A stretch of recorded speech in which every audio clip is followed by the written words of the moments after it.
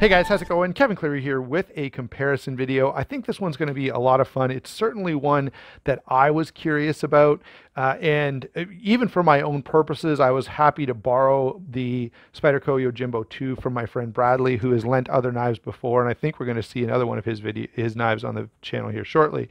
Anyway, my friend Bradley had a Spyderco Jojimbo 2. I have the Jojumbo, and I wanted to get them side by side. And so I've had these for a couple days now. I've been doing a little bit of comparison. I've switched them out in my pocket, do a little bit of cutting with them, and I want to share this comparison with you. Now, I need to put something out there right away. Both of these knives they may be not the perfect knife for EDC, and I don't think that's the only reason people buy them. First of all, they're designed by Michael Janich of Martial Bladecraft to kind of match up with his particular style of knife fighting.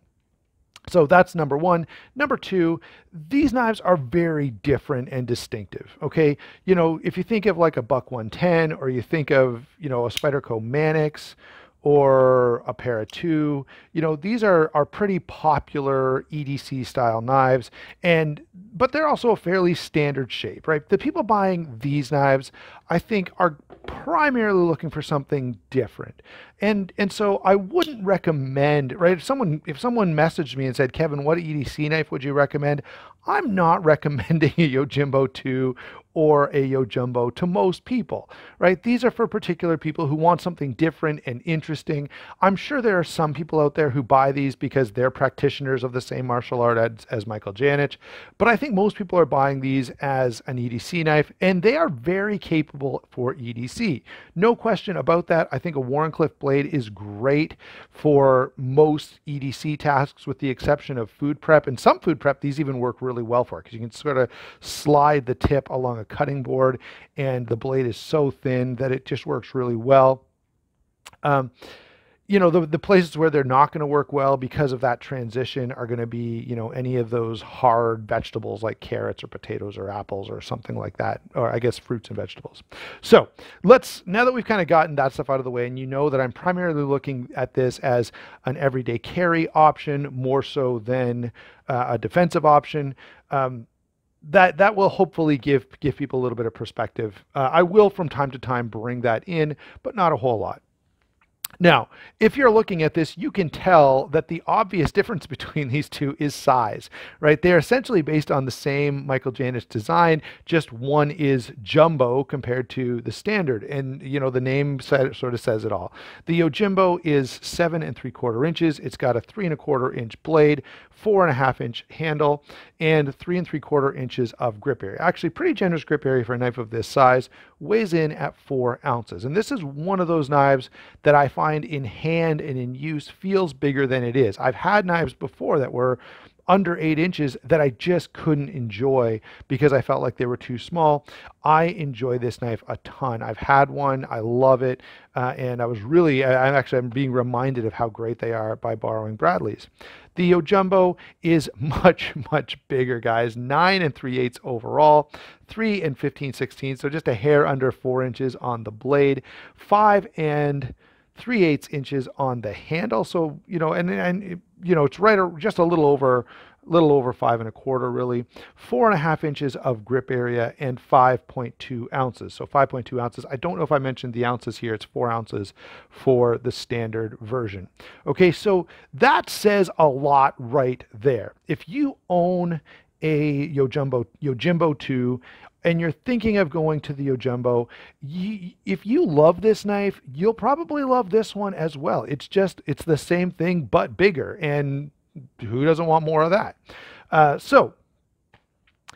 Certainly that hopefully will answer that for a lot of people. Now, on the other hand, if you're someone who has had a Jojimbo 2 and thought, you know, it's just not big enough for me. Maybe your hand was a little cramped. You didn't feel like you had enough blade length.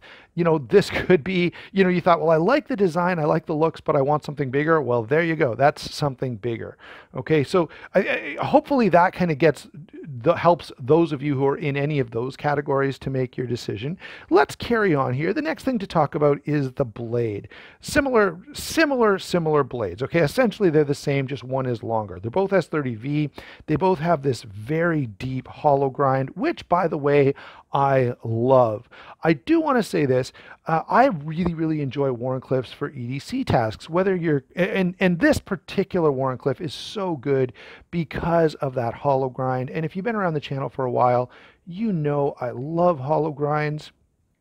I just find it's the best way to get really nice performance out of slightly thicker blade stock, and frankly, even thinner blade stock. And when you put a hollow grind on it, it still cuts better.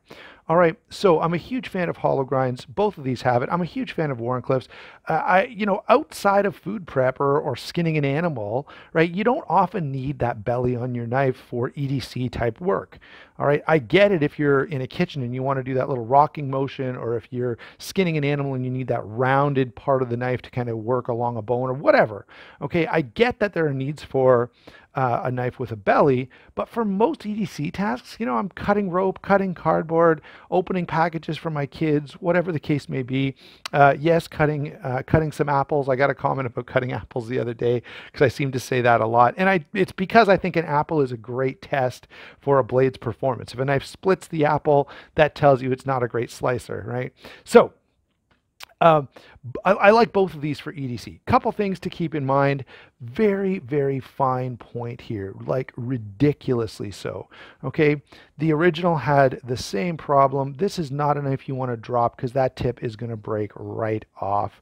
So be careful. On the other hand, because that tip is so fine, if you're trying to, let's say you're doing this kind of move and you're opening a package, bubble wrap package, that tip is like a needle. It just slips through anything. It's fantastic from that perspective. And the same is true here. The other thing I like about these is that there's enough blade here that I've got this huge area that I can grab a hold of if I want to do some of those fine cutting tasks. And so both of these blades are great. One is just longer, okay? There's not much more to say about that. The next thing to talk about is the lock, and they have the exact same lock. Now, both of these locks have garnered some complaints, okay?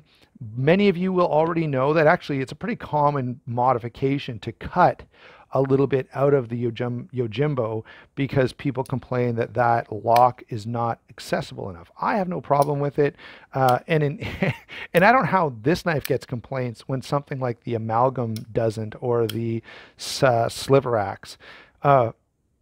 Here, it's a little more accessible, which I enjoy, but you get a little bit of tang that comes into that opening. So for me, I find I just kind of naturally move my finger after I flick the knife closed, right? It doesn't really, I could own this for 10 years, and if someone didn't tell me that that was a problem, I wouldn't know because it never interferes.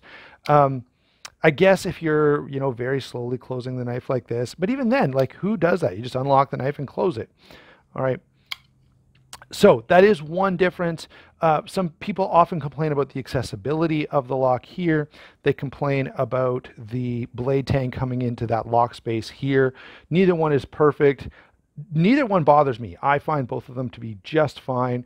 And in terms of, fidgeting with these knives, both great. The larger blade obviously takes a little more energy to deploy. If you're doing the Spidey flick on this guy for prolonged periods of time, which I often am, by the way, you may find, I've actually done it till the muscle on the backs of my hand here starts to ache. I'm sure many of you can identify with that. But in terms of the way these function, by the way, they're both bushing pivots. So if you like that, that's important. And Spyderco usually does a good job. I have one time years ago, I had a Mannix that I couldn't get the blade play out of because of that bushing pivot. But most of the time it's great. And both of these are really good. Let's see here. What else do we need to talk about? We talked about the lock. We talked about the blade. Let's talk about the handle. The handle is another primary difference. If you have giant hands, right, you may actually need the larger version. For me, the Jojimbo 2 fits perfectly in hand, and my thumb lands right here. It's a beautiful thing. I love the ergonomics on this knife. I really do. And I've talked about that quite a lot. Moving over here, same thing. It feels a little bit different, but in both cases, I absolutely enjoy the ergonomics here. We've got a little bit of a deeper choil. We've got no jimping back here. And it wouldn't hurt actually to put a little run of jimping here, but it's not the end of the world. The one thing that you're not going to do, or at least I don't find myself doing, is moving up here. All right, so on this knife, you can definitely tell this is cut out for my thumb, and my thumb perfectly sits in here. All right, over here, this cutout is more to match the design than it is to serve as a functional thumb rest, because you've got to reach your thumb way up here, and it's not something most people are going to do. This lands just fine for me right here. So ergonomics, I find them both very, very comfortable. The G10 is heavily textured on the Jojumbo, more heavily textured than the Jojimbo 2. And I suppose the trade-off there is you got a little bit of jimping and a thumb ramp here. You don't really have any thumb ramp or jimping here, but you have that extra texturing. All right, so that's how they compare from that, in that regard. We've already kind of mentioned the size. This doesn't have the same sort of swell here that sits into the back of your hand, because this puts me in a slightly different, at a slightly different angle. This guy is a little more angled. My thumb reaches up here. All right, then the slightly more standard grip on the larger of the two. So that's how they compare ergonomically. Both have the standard Spyderco clip. Obviously, Bradley's put a Lynch clip on this one. And, you can put it wherever you want, but if you put it tip down carry, we can't be friends anymore. So compared in terms of the handle, this one's a little grippier than this one. To me, it's not a significant difference. They both feel very comfortable in hand. Both are very grippy. In terms of how to wrap this up, in terms of which one I would pick if I had to get rid of one, because of the style of this knife, for me, it's going to be an occasional carry. And so because, for that purpose, I'm going to like the larger one a little more, just because it's more imposing, it's more interesting. Like, this is a knife you're buying primarily for style points, and less so for just being the most practical knife out there. Okay, there are, again, for the average person, I'm probably going to recommend the Manix 2. For me, the Lockback for sure. I just love the Lockback. Or a Para 2, or an American Lawman, or something else. Okay, people who are buying these are buying them because they look awesome, and they're very functional. They slice like a dream because they're very thin behind the edge with that hollow grind. They're comfortable in hand, and so this one's a little more carryable. This one's a little larger and more imposing. Really, it's one of those questions of which one do you like more? This is a very subjective comparison because these are so close. And I do tend to like larger knives, and I don't find that this is unruly to carry, but either one would be an occasional carry for me. The one last consideration that I would say is, if you have tried one and like the design but not the size, that's where these two options are great. So there you go, guys. These are essentially a tie except for size. All right, and how do you pick then? Well, it's purely subjective. I guess one thing that may matter is if you have a legal limit in your area, but if not, whichever one you like better is going to be the one that suits you best. Thanks a lot for watching. Don't forget to like and subscribe. We will talk to you soon.